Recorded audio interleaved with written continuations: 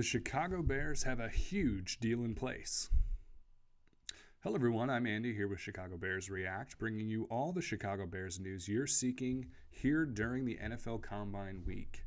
Before we get started today, if you wouldn't mind taking a moment, like, subscribe, turn on notifications. It's important for the channel, but also it's going to ensure that you don't miss out on any of the news coming out over the next several weeks. It's going to be an exciting time. You won't want to miss a thing. Now, today we got a little bit of news. We'll let you be the judge of that, but we got a couple of tweets out regarding the idea of a trade in place between Atlanta and Chicago involving Justin Fields. And I'm going to be honest, I'm not even sure how seriously to take this just yet, but just for the sake of argument, we're going to take a look. And so this is coming from Dante the Don. We're going to look at him a little closer in a second, but he says right here, I'm hearing Fields to Atlanta is official. First round pick swap. Bears move from number 9 to number 8 and get the number 43 pick from Atlanta. That's a second round pick. He says the source is my guy. Now, it'd be very easy. And my initial reaction to that was like, yeah, okay, guy. But if you take a look into him, he is a writer for Barstool. He is Chicago based. He is followed by some NFL people. This is, he's got 30,000 followers. This is not no one. So I don't want to dismiss this out of hand. Is it likely that Dante the Don has sources better in this circumstance than, I don't know, your Kevin Fishbain of The Athletic or Adam Hogue from CHGO? It doesn't feel likely, but is it possible? Sure. This is somebody who would have connections. This is somebody who has connections specifically in Chicago.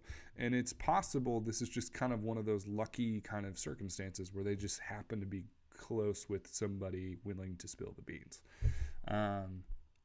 The reason it's especially interesting to me is it actually looks plausible.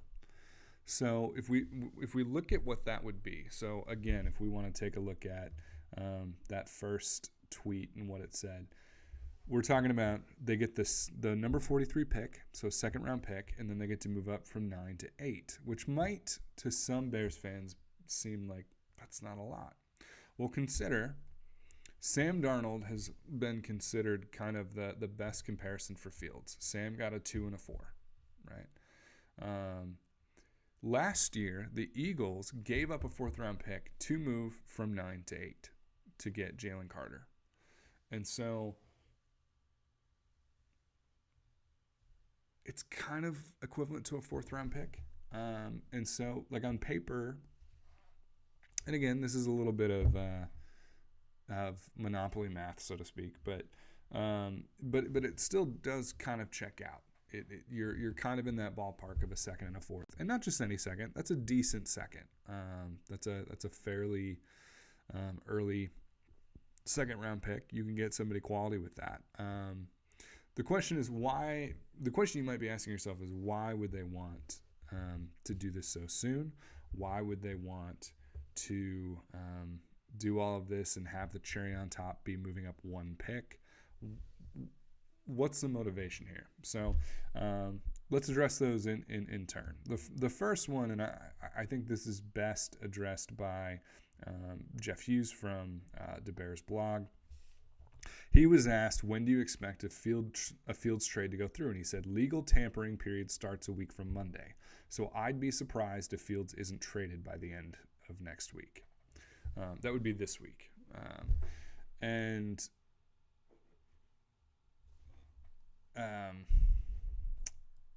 Sorry, that would be basically a week from tomorrow is kind of what he's talking about. And then the following Monday is when legal tampering begins. Why does that matter? Well, for the Bears, you want to create urgency, of course, in any kind of trade scenario. And if you've got teams in a who know they're in a bidding war. In this case, let's say it's Atlanta and let's say it's Pittsburgh. Let's say they know they're in a bidding war for Justin Fields. They also know that there's maybe one or two free agent quarterback options on the market.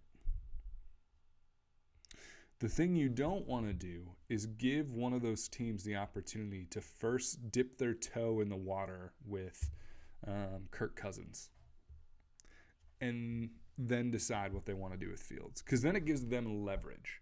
If you're telling them this trade will be determined by Friday, now they have to either pony up or risk door number 2, which is free agency, which, as we all know, you just never know what's going to happen, but you know a lot better once you get to start talking to people.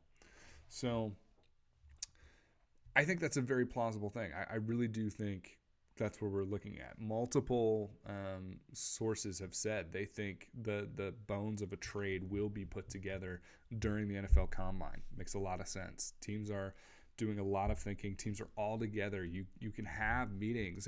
I saw tonight Ryan Poles and Ian Cunningham were having dinner with Jay Glazer. I mean, you get these opportunities for teams to meet with other executives, to meet with media. There's so much commingling going on that this is kind of a prime opportunity to get a trade done.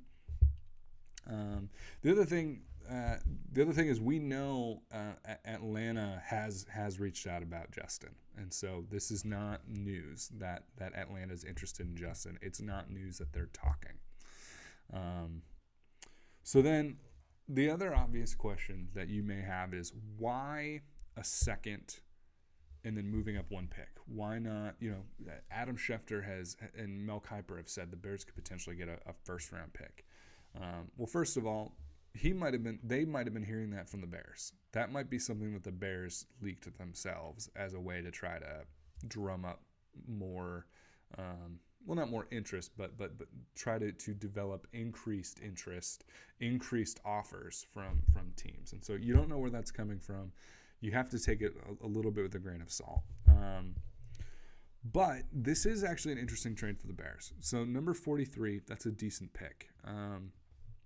In that range, depending on how the draft falls, you are probably going to be able to take one of the top centers on your board, one of the top safeties on your board, or a wide receiver that would probably be graded as a near first-round receiver most other years. This year, it's such a deep wide receiver class. There's going to be people who fall a little bit. And so you have real options there. And so, and let's be honest, those are huge holes for the Bears. The Bears need probably 2 wide receivers. They need a defensive end. They need a center. They need a safety. And you can plug those holes in the second round very easily. There's enough talent in this draft to do that. And so that second round pick could be a very big deal, because right now the Bears don't have one. And it's something that I've been concerned about, because if you don't have a plan to draft a reasonable player, somebody who they may have growing pains, but they're ready enough that they could be a starter sooner rather than later. All of a sudden now you got to pay a bunch of people in free agency, and that's not the route you want to go. So that's a big deal. And then why 9 to 8? This is actually the piece of this that I think is the most plausible. I think what this signals to me is that the Bears want one of the top 3 receivers. Every analyst is talking about this, that the top 3 players in this draft might be receivers. And we're talking about Marvin Harrison Jr., Malik Nabers, and Rome Odunze. And any team you can move past you in the draft is one less potential spot that one of those guys can be taken. All right? So you already know, number one, what's going to happen with that if you're the Bears, right? We're assuming Caleb Williams. You've got, between 1 and 8, you've got 6 teams, right? Am I doing my math right? 2, 3, 4, 5, 6. Yeah, 6 teams. I can do math. That's not that hard. You've got 6 teams in there. You know probably Drake May's going. You know that Jaden Daniels is going, I would assume. I would expect, obviously, Marvin Harrison Jr. for sure. Probably. So now you're down. Let's just leave it at this. You're down to 3. You're down to 3 spots that you don't know. And your hope is, by moving up that 1 slot, all you need is either one of the defensive ends, who, by the way, if you haven't seen what Dallas Turner did at the Combine, there's a guy. Probably Dallas Turner, Joe Alt, the offensive tackle, or Brock Bowers. Maybe a team needs a corner and goes with Terrion Arnold.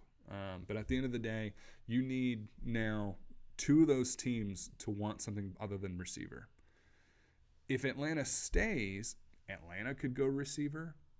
Atlanta could potentially trade back with a team who wants to move up for receiver. It opens up opportunities to lose your guy.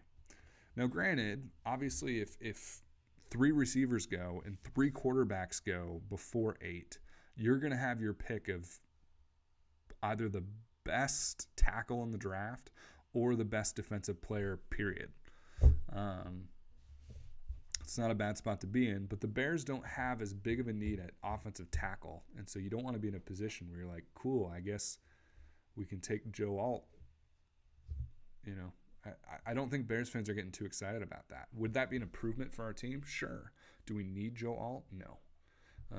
It's similar to the Brock Bowers kind of thing. Both of those guys would improve our team, but not in the same way that a Dallas Turner would, not in the same way that a Rome Odunze would. So, you know, I like this as a possibility to, you know, not guarantee, but better ensure that the Bears actually come away with one of those top receivers. So let me know what you think. Obviously, we don't know yet if this is real. We don't know yet that this is actually going to be the trade. But if it is, would you be happy with that as trade compensation? Let me know in the comments. Thank you so much for watching, everyone. And as always, bear down.